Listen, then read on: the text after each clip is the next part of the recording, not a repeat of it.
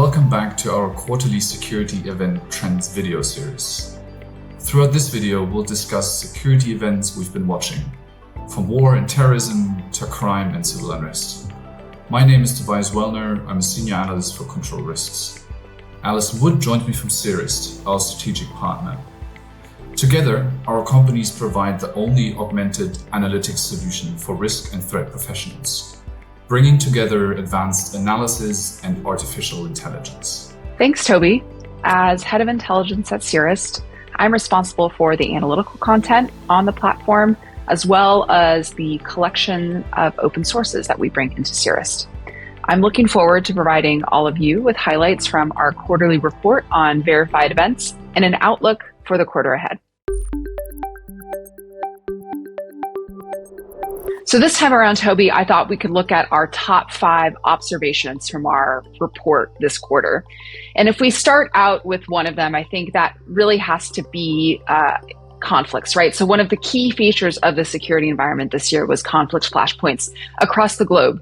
And while Russia and Ukraine really dominated the first half of the year, in the second half, we saw a couple of simmering conflicts, such as in Myanmar and in Syria, increase in intensity.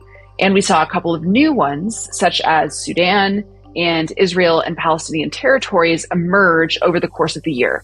And for many of our clients, I think the result of these sort of series of conflicts emerging throughout the year, but also just kind of simmering in an ongoing way, is sort of conflict and crisis fatigue within security and intelligence teams. Yeah, that's right, Alison. And I think in addition to that sort of crisis fatigue, we've also really noticed that for many of our clients, these flashpoints, these regional conflicts meant that global supply chain resilience is really back on businesses' radars.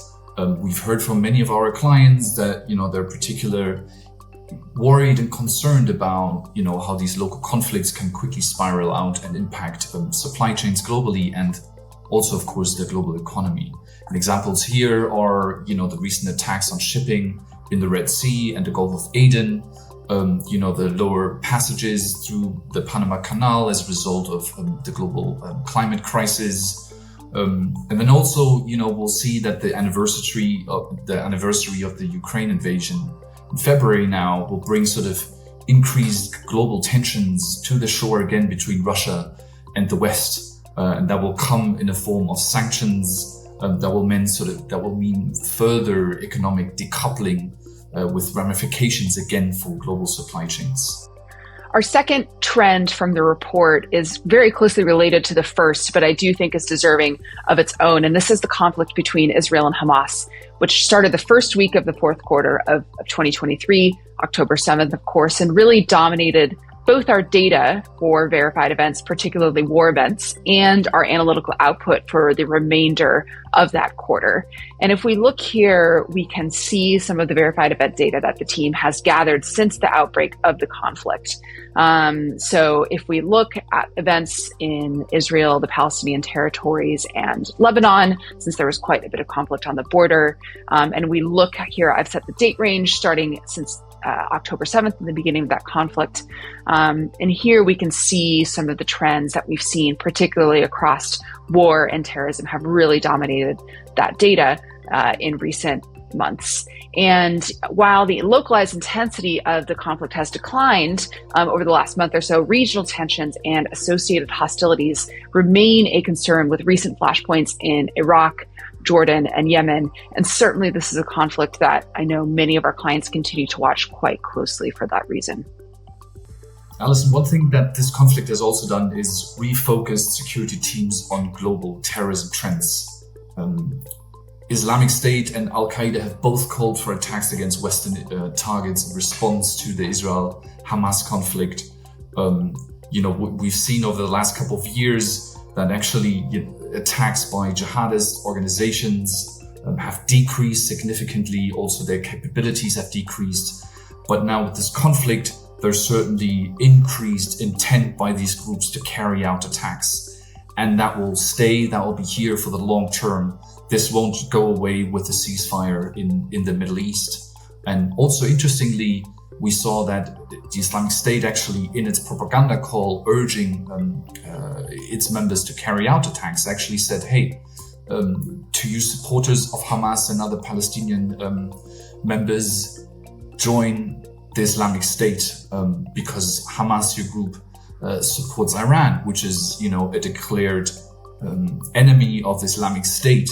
So you can see that, this conflict in the Middle East has really brought a lot more complexity to the global terrorism landscape. And for our fourth feature, I think we're going to move away from the Middle East and towards Latin America. And here in this region, organized criminal groups have long been a feature of the security environment. But we saw a steady increase in events perpetrated by these groups throughout 2023. If we look at the number of events last year in 2023 compared to the year before, we saw a 66% increase in events perpetrated by organized criminal groups. We've seen particularly notable increases in Brazil, Peru, Ecuador, and Mexico, and certainly expect the improved capabilities of these groups in many countries in Latin America to continue to add complexity to the region's security environment in 2024. I think it's worth noting that there are a number of countries in the region that are also undergoing important elections this year, which is something we'll talk about in just a few minutes. Right. And the last trend we want to highlight here is unrest related to environmental issues. We've really picked up an increase of these incidents. Between 2022 and 2023, we've seen an increase of 121% of unrest incidents in relation to environmental issues. We also saw a rise in recent years of incidents of activism that have escalated into and evolved to extremism and criminal tactics, and these groups using more criminal tactics. And that's certainly a trend that we are forecasting to continue in 2024. Also certainly connected with the fact that, the climate crisis will be becoming increasingly visible. Environmental activism will sort of escalate alongside that, with certainly ramifications to companies. And, rounding up this point here with an example, in Germany, one of the most important activist groups recently announced a strategy change away from blocking roads towards more targeting of politicians and company. And that's our top 5. So if we've just gone through some of the top trends that we've seen in the past quarter and over the course of 2023, let's look forward to 2024.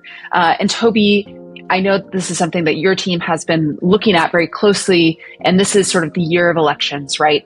And we've long had the elections monitor as a feature of CIRIST, but I'm excited to talk about how we're extending the time period of the elections monitor, as well as adding other potentially disruptive events to calendars that our clients can use to stay one step ahead. So you can see sort of these future events here that are appearing in the calendar, and then you'll also be able to see these by a particular country and laid out in the calendar view as well. So certainly this is something that I think is exciting in terms of many security teams to be able to plan for upcoming events. That's right, Alison. And I wanted to sort of add to here to explain to the viewers, the way that my colleagues and I are using the election monitor feature also to track elections. We'll see, especially this year, middle powers.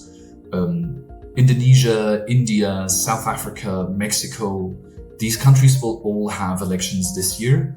And while we don't anticipate really significant surprises in all of these countries, really when it comes to the elections, there will be a focus on the growing influence of these countries on a geopolitical stage. All of these countries will seek to increase their influence via their resources, be it in mediating conflict, arms sales, and opposing sort of the superpowers, the US and China, as they continue to compete on an international stage. Thanks so much, Toby. I know that I and many of our clients will be watching these events very closely over the next couple months. For more information about some of the trends that we discussed today, please do look at CIRIST Verified Security Event Report for last quarter, which is available on our website. Thank you for watching, everyone. We hope you enjoyed our latest video in our Security Events Trend series. Please get in touch if you want to find out more about how our strategic partnership can help your organization.